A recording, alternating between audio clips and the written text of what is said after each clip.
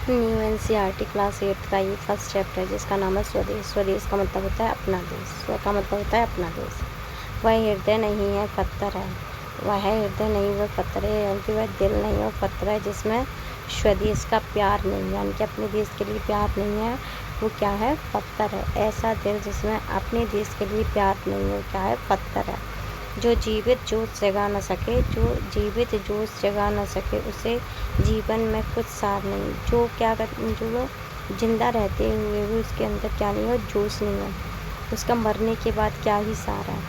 जो चल ना सके संसार संग, जो संसार के संग न चल सके, उसका होता संसार नहीं, उसका कभी भी संसार नहीं होता।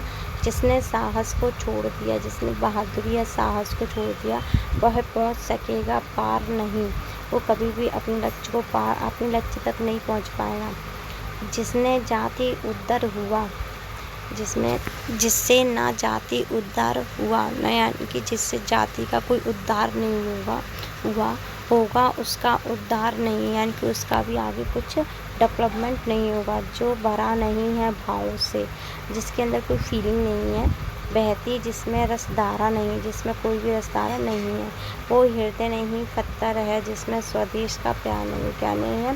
हृदय नहीं, वो पत्थर है, उसमें स्वदेश का प्यार नहीं। जिसकी मिट्टी में उगे बड़े, जिसकी मिट्टी में हम उगे हैं और बड़े हैं, पाया जिसमें दाना पानी नहीं, माता पिता बंधु जिसमें, यानी कि माता पिता और बंधु मतलब दोस्त जिसमें, हम हैं जिसके राजा रानी, यानी कि हम उस देश के रहने वाले हैं जहाँ पर माता पिता दोस्त वगैरह सब कुछ राजा रानी हैं। जिसने किसी के खजाने खोले हैं, नवरत्न दिए हैं लाशानी से, यानी कि नवरत्न अकबर के टाइम पर होते थे, ठीक है। तो उनके अकबर के टाइम पर होते थे, चंद्रगुप्त के टाइम पर नवरत्न होते थे। हमने क्या दिए हैं? नवरत्न दिया। चंद्रगुप्त के टाइम पर होते थे, और चंद्रगुप्त के टाइम पे जो नवरत्न थे एक चाणक्य भी थे, ठीक है। जिस पर ज्ञानी भी मरते हैं, यानी कि ज्ञानी भी क्या कहते हैं? यहाँ से ज्ञान ले जाते हैं। जिस पर दुनिया दीवानी है, जिसकी दुनिया दीवानी है, उस पर है नहीं पसीजा, जो क्या हुआ है? भूमि का बाहर नहीं। ऐसी मतलब भूमि जिस पर पसीना नहीं आया, क्या भूमि का बाहर है? निश्चित है, संयम निश्चित है, यानी कि जिसके अंदर क्या है? निसंयम, यानी कि संयंत्र, यानी कि निसंयम का मतलब क्या होता है? कंट्रोल नहीं है जिसके अंदर। है जाना एक दिन, है जान एक दिन जाने का, यानी कि हर इंसान को निश्चित ही एक ना एक दिन जाना है। काल दीप जलता हरदम, यानी कि काल का दीप हमेशा ही जलता है। जल जाना है परवाने को, यानी कि परवाने, यानी कि जितने भी इंसान हैं उनको भी एक दिन जाना है। सब कुछ अपने हाथों में, क्या तोप नहीं तलवार नहीं, सब कुछ अपने हाथों में। तोप भी हो सकती है हमारे हाथों में, तलवार भी हो सकती है। वह हृदय नहीं, वह पत्थर है जिसमें स्वदेश का प्यार नहीं। इस कहानी में केवल इतना बताया गया है, कविता में सॉरी, कि स्वदेश से जिसे प्यार नहीं होता वो इंसान क्या है? पत्थर है। इसे लिखा है गया प्रसाद शुक्ला स्नेही ने, ठीक है। इसका कवि परिचय देखेंगे। स्वदेश कविता के रचयिता ज्ञात प्रसाद शुक्ल स्नेही हिंदी के उन कवियों में से एक कवि जो कविता को लिखते हैं, ये कविता ही है जिसमें उन्होंने ब्रज भाषा में कविता लिखना प्रारंभ कर खड़ी बोली के श्रेष्ठ कवियों में अपनी जगह में दो भाषाओं में लिखते हैं, खड़ी बोली और ब्रज भाषा में। उनका जन्म उत्तर प्रदेश के उन्नाव जनपद में हुआ। उन्होंने स्वयं कहा सरकार नौकरी के कारण, उन्होंने स्वयं कहा सरकार नौकरी के कारण स्नेही के अतिरिक्त मुझे दूसरा उपनाम त्रिशूल रखना पड़ा। क्या रखना पड़ा? त्रिशूल। राष्ट्र प्रेम की कविताओं के साथ साथ उन्होंने किसान, मजदूर, सामाजिक कुरीतियाँ मतलब बुराइयों आदि विषय पर प्रभावकारी कविताएं लिखी हैं।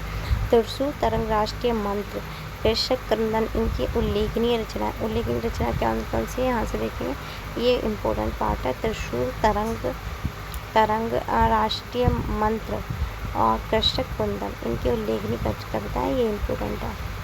इसके बाद देखें, आइए हम इस कविता को थोड़ा और विस्तार से समझें। नीचे दी गई गतिविधियों को इस कार्य में आपकी सहायता मेरी समझ। निम्नलिखित प्रश्नों के उत्तर के समग्र तारा बनाएं। कुछ प्रश्नों के एक से अधिक उत्तर भी हो सकते हैं। वह हृदय नहीं, वह पत्थर है। इस पंक्ति में हृदय के पत्थर तात्पर्य है, किससे तात्पर्य है?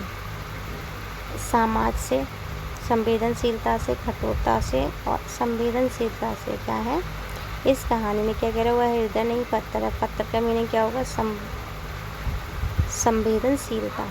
ठीक है, या फिर हम ये कह सकते हैं कि पत्थर मतलब क्या होता है? संवेदनहीनता या कठोरता भी कह सकते हैं। ठीक है, निम्न में से कौन सा विषय इस कविता का मुख्य भाव है? देश की प्रगति, देश के प्रति प्यार, देश की सुरक्षा, देश की स्वतंत्रता। इसका देश के प्रति प्रेम। ठीक है, देश की प्रगति भी इसका आंसर हो सकता है, लेकिन देश के प्रति प्रेम सही आंसर होगा। हम हैं जिनके राजा रानी। इस पंक्ति में हम शब्द किसके लिए आए? देश के प्राकृतिक संसाधन के लिए, देश की शासन व्यवस्था के लिए, देश के समस्त नागरिकों के लिए, देश के सभी प्राणियों के लिए, देश की समस्त नागरिकों के लिए। किसके लिए आया है? देश के समस्त नागरिकों के लिए। कविता के अनुसार कौन सा हृदय पत्थर के समान है? जिसमें साहस की कमी हो, जिसमें स्नेह का भाव नहीं हो, जिसमें देश प्रेम का भाव नहीं हो, जिसमें स्फूर्ति और उमंग न हो, जिसमें देश प्रेम की भावना नहीं हो। ठीक है, हो सकता है कि आपके समूह के साथी ने अलग अलग उत्तर चुने। अपने उत्तर के विचार कीजिए और उत्तर को सही कि आपने यह उत्तर ही क्यों चुना। अपने मतलब जैसे मैंने इसमें चुना क्या था? संवेदनहीनता, कठोरता। ठीक है, तो इसका मतलब क्या था? इस कविता में बताया गया है, इस कविता में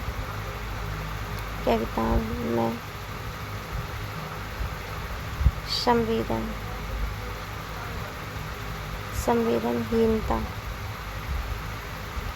दिखाई गई और कठोरता भी दिखाई गई, क्या दिखाई गई? कठोरता।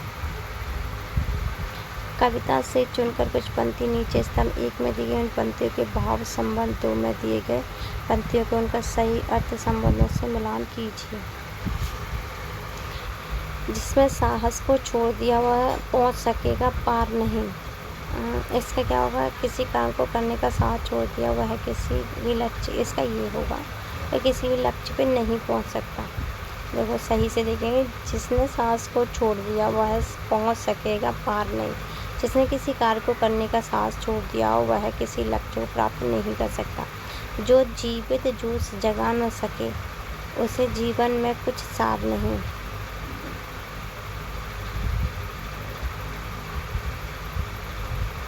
जो स्वयं के साथ ही दूसरों को प्रेरित और उत्साहित नहीं कर सकता उसके जीवन निष्फल और अर्थहीन है। ठीक है, अर्थहीन का मतलब इसका कोई मीनिंग नहीं। जिस पर ज्ञानी भी मरते हैं, जिस पर है दुनिया दीवानी, जिस देश की ज्ञान संपदा से समूचा विश्व प्रभावित हो, जिस पर ज्ञानी मरते हो। जिस प्रकार युद्ध में तो तलवार की आवश्यकता होती है, उसी प्रकार मनुष्य की प्रगति के लिए साहस और इच्छा शक्ति की आवश्यकता होती है।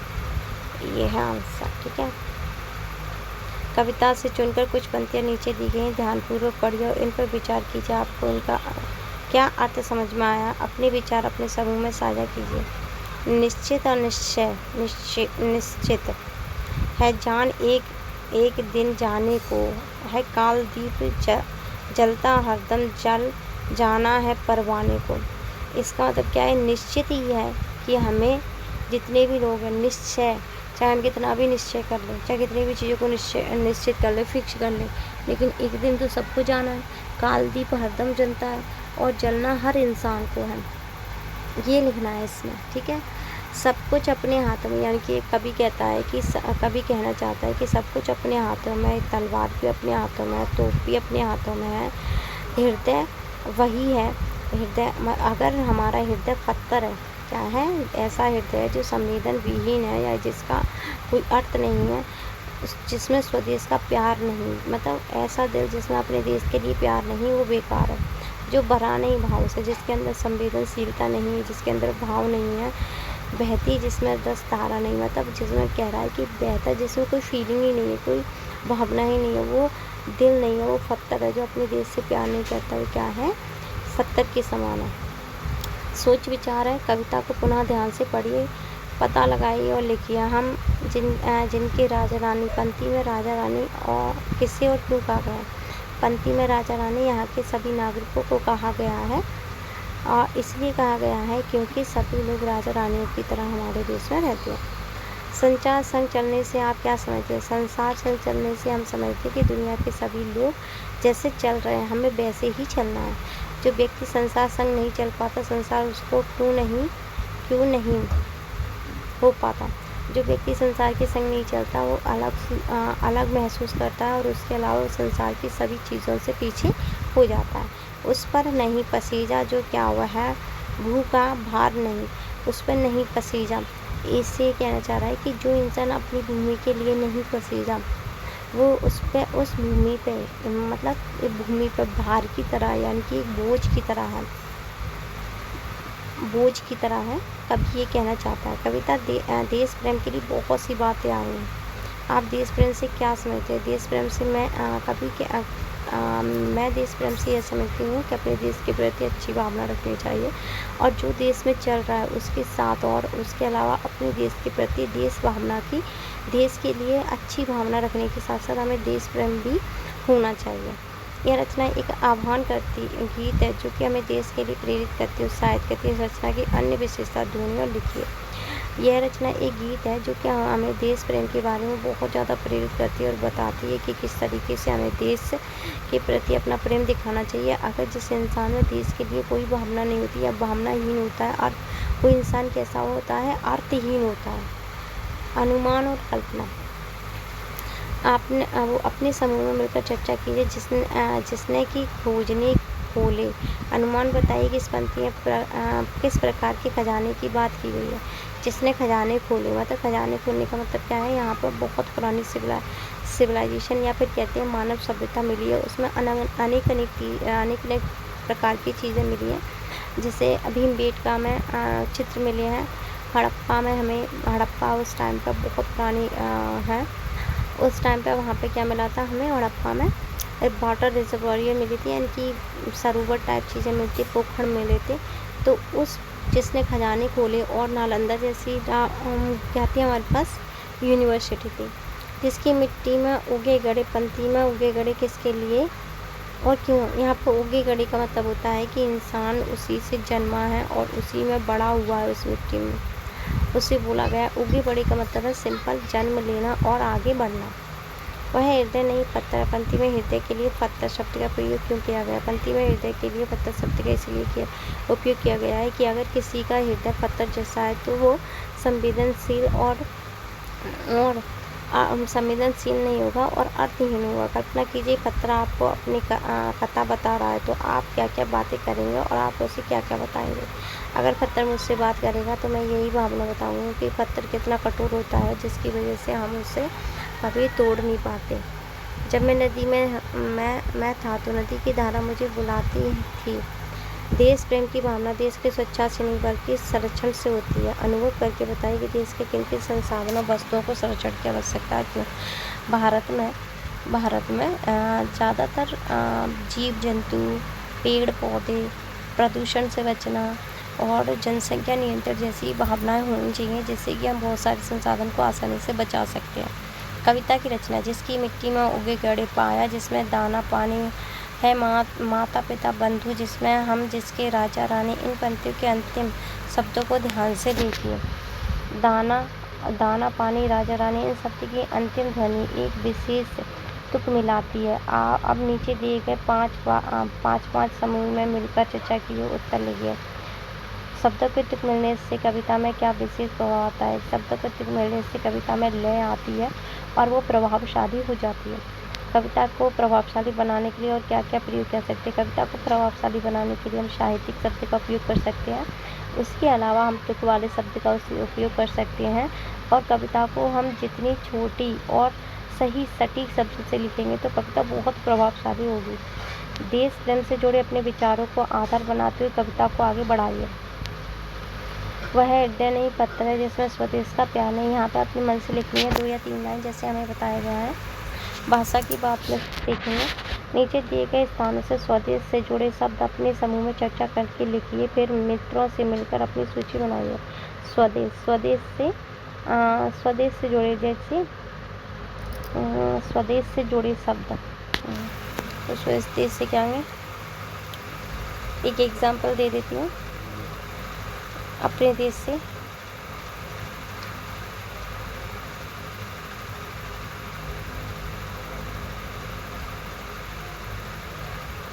स्वाभिमान, क्या होगा? स्वाभिमान। ठीक है, स्वयं सेवक भी हो सकता है, स्वाभिमान भी हो सकता है, स्वावलंबी भी हो सकता है। ठीक है, विराम चिन्हों को समझिए। जो चल न सका संसार संग, बहती जिसमें रस धारा नहीं, पाया जिसने दाना पानी, है माता पिता बंधु जिसमें हम हैं, जिसके राजा रानी, जिससे न जाति उदार हुआ।